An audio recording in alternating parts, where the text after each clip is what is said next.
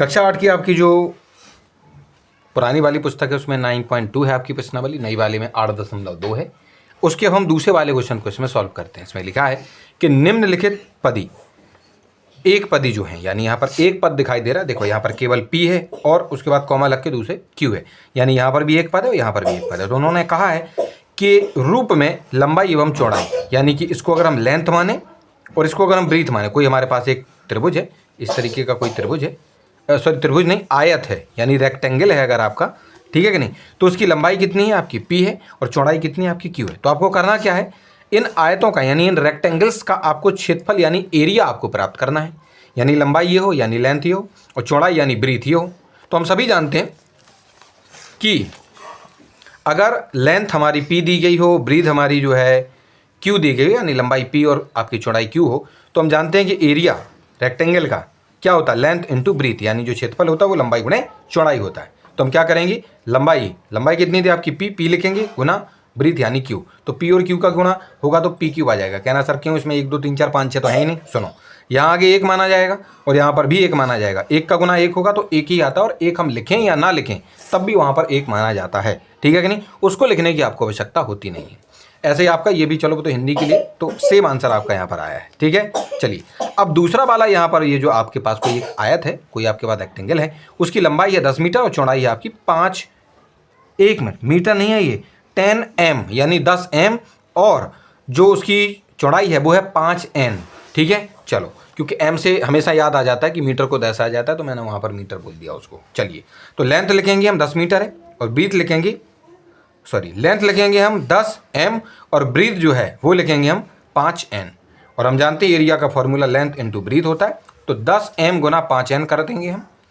10 का गुना 5 के साथ होगा तो ये 50 हो जाएंगे यानी 50, और m और n का गुना होगा तो mn हो जाएगा। सेम टू सेम है, बस ये हिंदी मीडियम वाले बच्चों के लिए बस इस चीज़ का ध्यान रखना, आंसर सेम ही है, ठीक है। चलिए उसके बाद जो थर्ड वाला आपके पास एक रेक्टेंगल है, उसकी लंबाई यानी लेंथ 20x² है और उसकी जो चौड़ाई है यानी ब्रीथ है वो आपकी 5y² है, ठीक है कि नहीं। तो चलो उस चीज़ को हम यहाँ लिख देंगे, लेंथ और ब्रीथ इतनी दी गई थी आपको। एरिया हम जानते हैं L इंटू B यानी लंबाई गुणा चौड़ाई, लंबाई की जगह 20x² गुना चौड़ाई की जगह 5y² लिखेंगे, 5 का गुना 20 में करोगे यानी 100 यानी 100 आएगा, और x² और y² क्योंकि ये दोनों अलग अलग थे तो ये x² और y² गुना में हम इनको एक साथ लिख देंगे। अगर यहाँ पर x² और होता तो फिर यहाँ पर x तो 2 थे और 2 और x हो जाते तो कुल मिलाकर x 4 हो जाते, लेकिन ऐसा नहीं है, आगे हो सकता है इस तरीके से हो तो देख लेंगे उस वाले में। लेकिन यहाँ पर इस वाले का जो आंसर है वो आपका 100x² y² आपको प्राप्त हो जाएगा, ठीक है। चलिए अब उसी प्रकार से जो फोर्थ वाला जो आपके पास रेक्टेंगल है, फोर्थ वाले रेक्टेंगल में उसकी लंबाई और चौड़ाई आपको इस प्रकार से दी गई है, उनको हमने यहाँ लिखा, जो लेंथ 4x और ब्रीथ आपकी 3x²। एरिया के लिए हम लेंथ इंटू ब्रीथ यानी लंबाई गुना चौड़ाई करेंगे क्षेत्रफल निकालने के लिए।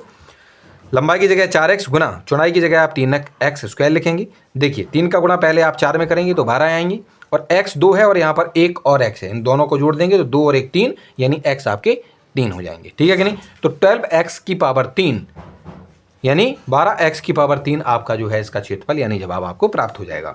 इसी प्रकार से पांचवें वाले में जब हम चलेंगे तो पांचवें वाला जो आपका आयत है यानी रेक्टेंगल है, उसकी लंबाई 3 mn है और उसकी चौड़ाई 5 np है।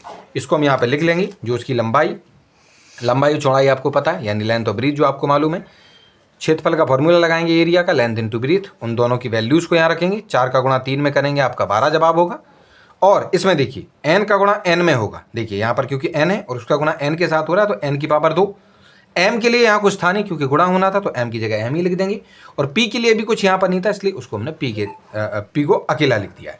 तो इस तरीके से आपका जो जवाब होगा वो 12n⁻2 mp आपका जवाब आ जाएगा, यानी 12n² mp आपका इसका जो क्षेत्रफल है, पांचवें वाला जो आपका आयत है उसका जो क्षेत्रफल है वो आपको इस प्रकार से प्राप्त हो जाएगा। चलिए उसके बाद